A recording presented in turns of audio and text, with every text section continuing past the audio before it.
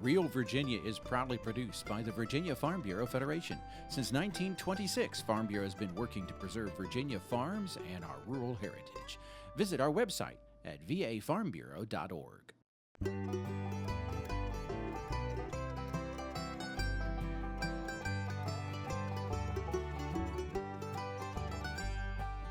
Home will always be Virginia, between the Blue Ridge and Chesapeake Bay, Atlantic to Appalachia, home in my heart always.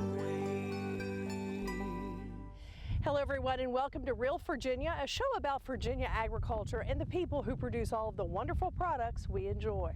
Coyote Kills are back in the news in Virginia. We'll have a delicious and tasty recipe for chicken tortilla soup, and cotton and peanut producers lost ground after a rainy harvest. Welcome back everyone. We're here in Powhatan County, Virginia, and this county, like so many across the state, has continued to see increased coyote kills every year for the past decade. But thanks in part to a joint damage control program, we are starting to see the death count drop.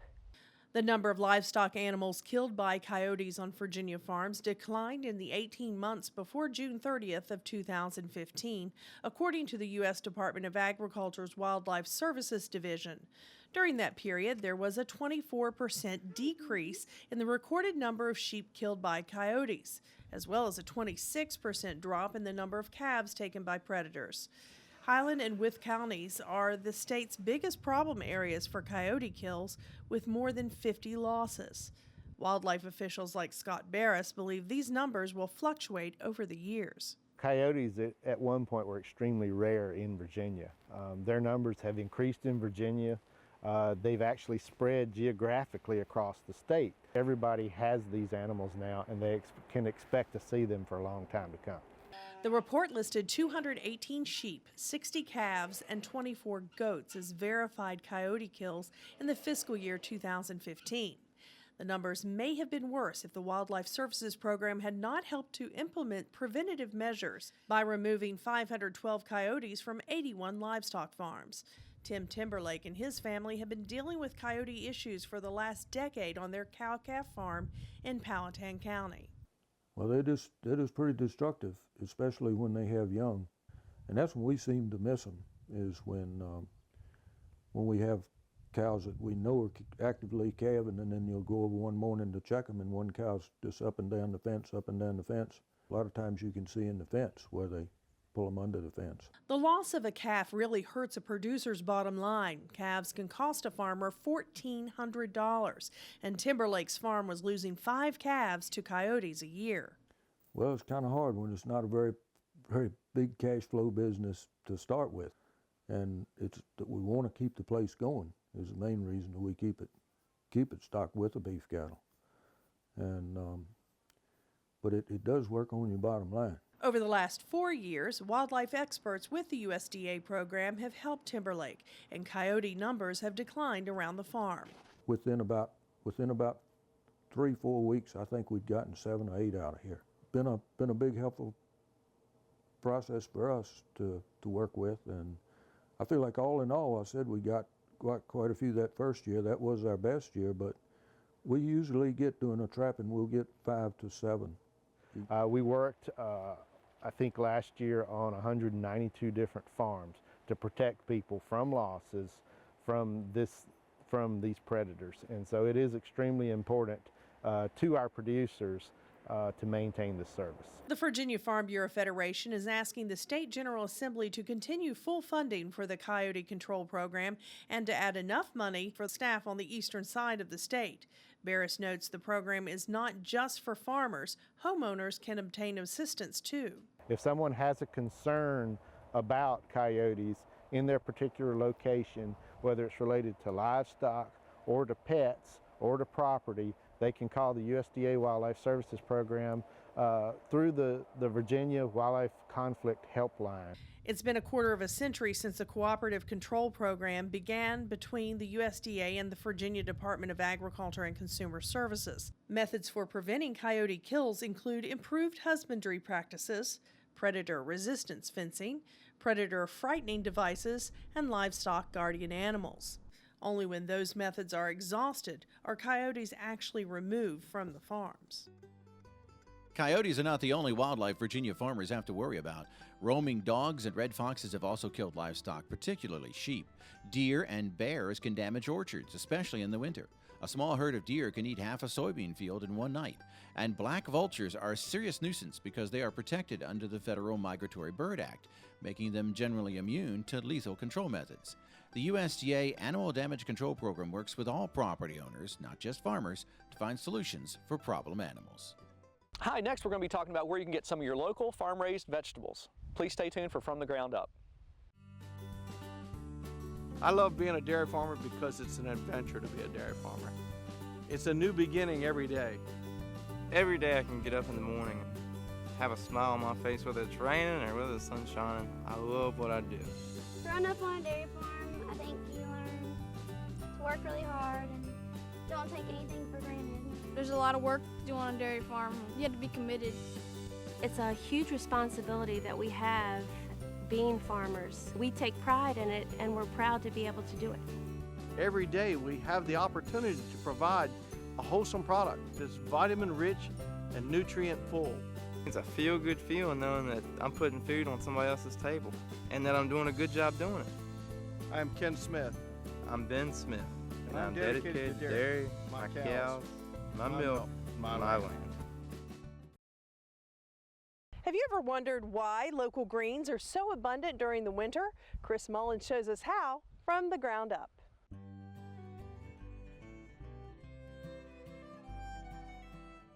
Well, hi and welcome. Today we're in Louisa County, Virginia. We're at Hill Farm and we're talking to Susan and Scott Hill. They've got a small farm here raising all kinds of things for the local market. Scott, tell me about your operation. How long have you been doing this? Well, we generally been doing it for 5 years now, and we market to the Charlottesville area. And we've got 4 high tunnels that we use in a small hobby type greenhouse. And we also have an open garden here up this end and down the bottom here, where we do cold weather stuff that will survive to a point. With the cold weather we've had here in the past couple weeks, killed my Brussels sprouts plants, but we knew they were going to die off. And we also have several beds in the back that are asparagus, and we have a great assortment of vegetables. A lot of different things that go into the markets for people to buy. Well, it sounds like the key here during this time of the year when it's very cold, and it is cold out here today, are your high tunnel production areas. And you built all these high tunnels here, right? Built them all myself, yes I have. So I'd really love to go see some of the different crops you're growing here. What do you think, Susan? Great. Go check them out? Love to show them off. All right.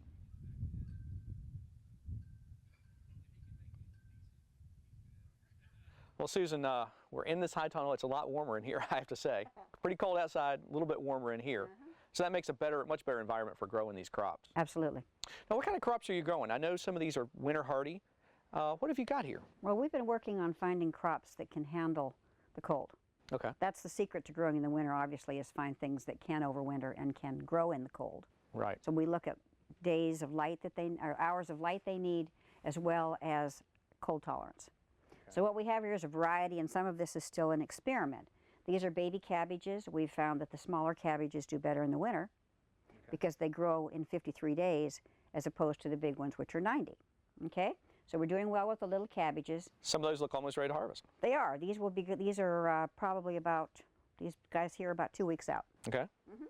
These are 2 different varieties of kale that we're trying. This one is from Italy. This is our standard kale that we grow in the United States, the wild kale. You can see the difference in the cold tolerance. This is not doing as well as the one that we typically grow in this area. Once again, we have Swiss chard. We found that broccoli rabe will not work in the wintertime. Right.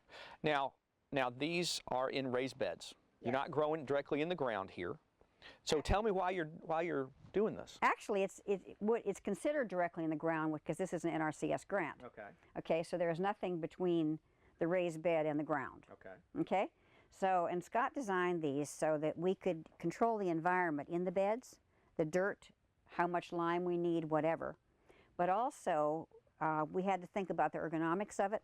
I can sit here on this side and work the entire bed. from the other side without having to crawl around on my hands and knees. Oh, that's great. That makes a lot of sense. Wonderful. And then with the raised bed, you also can put your hoop. Okay. These will come out in the summertime. Okay. And we can go ahead and just pull it over because the cloth should not be touching the plant. So right, you had earlier today, you had the frost protection fabric over the beds, and you've pulled them off because last night it got very cold. Right, and what we generally do is we do one cover at 30 degrees. Okay. We do two covers if we're going down in the teens. Okay. So if you're our home gardener, do you see some benefit in maybe having something like that and hooped row covers over your beds? You could even do it outside. Right. So we get 10 degrees from having this big tunnel. That gives us 10 degrees protection from outside. Right. We get about another 10 by putting the cover on. Okay. So outside, if you put the low covers on, then you would get about 10 degrees frost protection. But also, the moisture not getting on the plant is what protects it. Gotcha, gotcha. So in the springtime, somebody's wanting to get a little bit of earliness. They maybe could put these metal hoops, put the row cover over there, and maybe start something a little bit earlier outside. Absolutely, and it's a very inexpensive way to do it. You could be starting your crops in February, March, as opposed to waiting until May, and then you're actually getting your production before your worms and things are coming in. Gotcha. Now, I noticed on the floor here, you've got bark, right? Yes, actually, it is cedar. Cedar, okay. Cedar mulch. This is very slick in here in the winter with the red clay in Virginia. Right. And so we tried rocks. That didn't work because slugs love rocks, and we had lots of them. So we came across this cedar, and it's great on your legs, and it also keeps the slugs out of the tunnel. Okay. And it lasts about 3 years. Keeps the weeds down too, right? Keeps the weeds down too.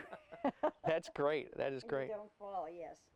Well, this is a really nice operation, and I imagine that as people are in Virginia, if they're finding locally grown fruits and vegetables and things this time of year, it's probably coming from an operation just like this. Absolutely. High tunnels are coming up all over Virginia because there is a huge demand for local produce in the winter. That's true. Well, listen, we really appreciate you all letting us come out here today. This is a really fantastic operation. I know it takes a lot of hard work, but it looks really good. We like to show off growing local. Great. Well, for more information about winter production, please contact your local county extension office and talk to your master gardener. From the Ground Up, I'm Chris Mullins. We'll see you next time. From the Ground Up is presented with the generous advice and assistance of Virginia Cooperative Extension. Visit their website at ext.vt.edu. Something spicy really hits the spot on a chilly winter day. Carissa Jackson will provide a recipe for chicken tortilla soup coming up next from the heart of the home. 90 years ago, the Virginia Farm Bureau made our local farmers a promise to protect and preserve a way of life they'd worked so hard to establish. Today, our insurance agents work to protect all Virginians, not just farmers. Anyone can be a Farm Bureau member, but the original promise remains. There's a local Farm Bureau in every county of the state. We want to keep Virginia, Virginia. Visit our websites at farmbureauadvantage.com and vafarmbureau.org.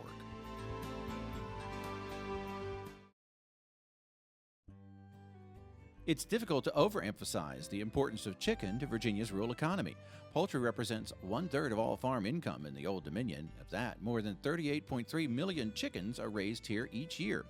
In 2014, chicken production was worth $918 million, making Virginia the nation's 10th largest chicken-producing state. And unlike turkey production, which is centered in the Shenandoah Valley, chicken producers are found in various locations, such as Southside Virginia, the Valley, and Eastern Shore. In fact, Accomack County is the state's second largest chicken locality. Winter came in like a lion all across the East Coast this past January, and there is nothing that warms the soul more than chicken tortilla soup. Former Miss America Carissa Jackson uses Virginia ingredients in this recipe from Relay Foods in the heart of the home.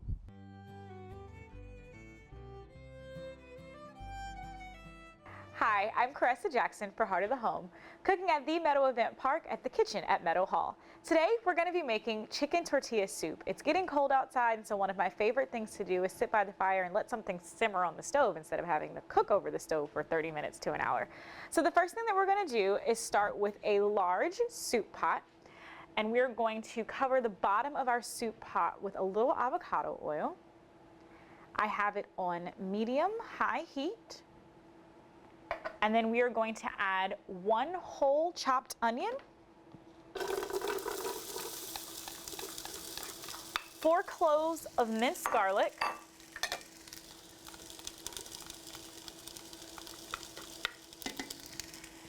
and 1/2 chopped red pepper.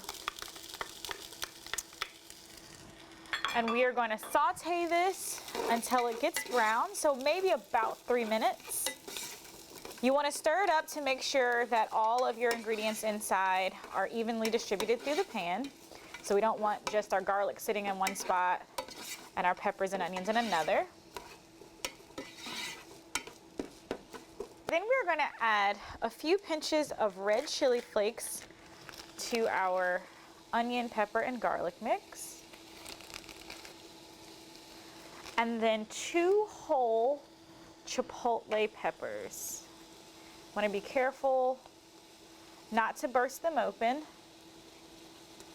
And it's okay to get a little bit of the sauce in there. It's lots of flavor. Want to mix these all around. You will see that the chipotle pepper and the red pepper will actually start to give the mixture in here an orange or red look to it. Now it's time to make our soup base. And all of our ingredients for this recipe have been provided by our friends at Relay Foods.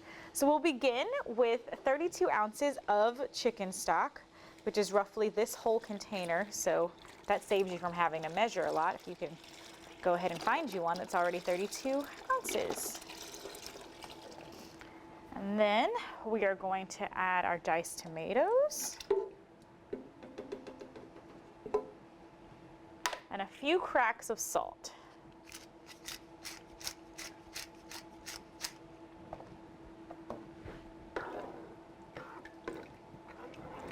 We'll mix this all together and then bring it to a boil.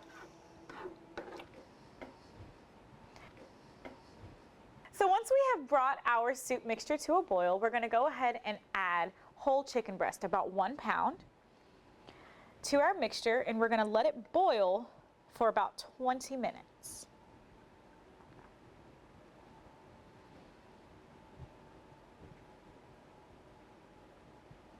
So once our chicken has been poached, you can either do this inside of your pot or you can take the chicken pieces out and you can shred them with a fork, but they're really easy to shred together.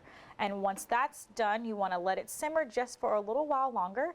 And one of the great things about this recipe is that chicken can be found all over the state of Virginia, especially fresh chicken, because it's the #1 commodity in our farm industry. So we have let this simmer for about 5 minutes after we decided to shred our chicken. And during that time that you were actually waiting the 20 minutes for the chicken to poach, we made some tortilla strips. And you can do that by using flat tortillas and just cutting them in strips, putting them in the oven for about 10 minutes at 375, and then they become really crunchy.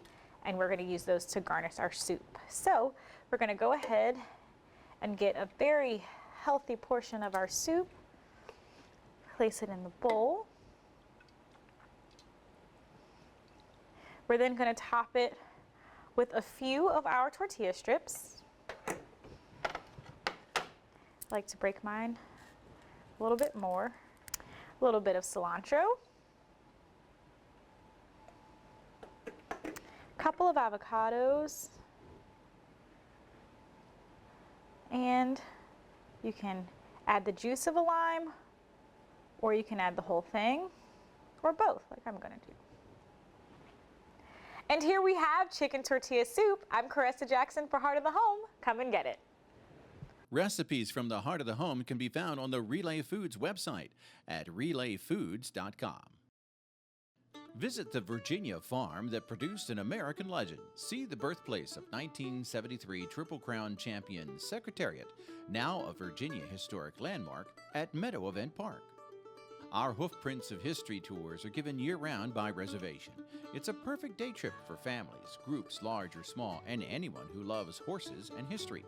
Resident author historian Leanne Meadows-Layden conducts the tours and shares behind-the-scenes stories about Meadow Stable and its most famous son, Secretariat. Meadow Event Park also hosts the annual Secretariat Birthday Celebration at the Virginia Horse Festival each spring. Visit Secretariat's birthplace at Meadow Event Park.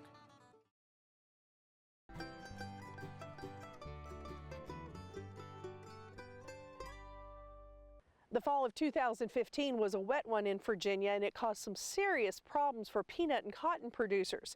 As Dave Miller reports, one grower tells us it put a damper on his family's business. Wesley Drake is a seventh-generation family farmer in Newsoms in Southampton County, Virginia. While he raises 1,400 acres of row crops with his father and mother, along with a few head of cattle, his pride and joy is the farm's peanut crop. He said it was obvious they had a problem once the peanut picking began. When the harvest machinery comes through, it's all mechanical and it's kind of rough. And we tried to make it just as easy as we could, but when the, especially the combine would come through and pick that plant up and run it through the machine, we were finding that a lot of peanuts were falling off, and they would stay on the vine and they'd get right to the head, right when they were almost in the machine, and they'd fall off on the ground. And at that point, we can make adjustments to make that just as easy a ride up as we can make it. But we figured that we lost anywhere between 500 and 700 pounds of peanuts on the ground right at the combine, and that's real heartbreaking, because you're picking and you're looking at all your profit pretty much falling off the plants and going back onto the ground. Drake was only able to harvest about 30% of his acres before moisture from Hurricane Joaquin moved in. It rained for days at the end of September and into early October, and they were kept out of their fields for at least 2 weeks. Even before that major rain event moved in the first time at the end of September, we stayed out in the field until 2:30 in the morning, and we worked right up until it started pouring down rain. And just a lot of people went to bed that night thinking that, when they wake up, it's going to be just raining in the morning or this, that, and the other. But meanwhile, all the farmers, not just us, it was all my neighbors too, they're out there in the field getting every single pound or bushel or whatever they were harvesting, trying to get it in before the rain came. Drake was not alone. Some parts of southeast Virginia registered inch after inch of rainfall in the beginning of October. The 2015 cotton harvest in Virginia was down 35% lower than the previous year, and the peanut crop was 13% lower. Sadly, this came a year after a record cotton crop and a good peanut year. But Drake is already preparing for next year's crop. He plans to plant about the same number of acres in peanuts as last year. While the fields are bare soil, samples have been taken. They're ready to put down lime, and they'll be ready to go when spring arrives. People say, how do you stay optimistic through those? How can you look at corn that's $3.50 and be optimistic about that? And I say, well, maybe this year I'm going to have a big crop of corn, to make that $3.50 add up to a whole lot more than it usually does. So, a farmer has to be optimistic. He can't approach a year expecting a low yield at a low price and somehow be able to sleep at night. You just got to do all that you can do, and keep your brain about you, study up, and make the right decisions when they need to be made. And the rest is in the good Lord's hands as to how it turns out. Drake's plan is to raise cotton, corn, soybeans, and wheat in 2016, and he's planning to show off some of the finest peanuts in southeast Virginia. In Southampton County, Virginia, this is Dave Miller. That's going to do it for this edition of Real Virginia. We're so glad you could join us to celebrate the bounty Virginia has to offer. Whether it's in your home, your garden, or your landscape, we are proud to say that this is Real Virginia. So for everyone from the Virginia Farm Bureau, thanks for watching. Make it a good week.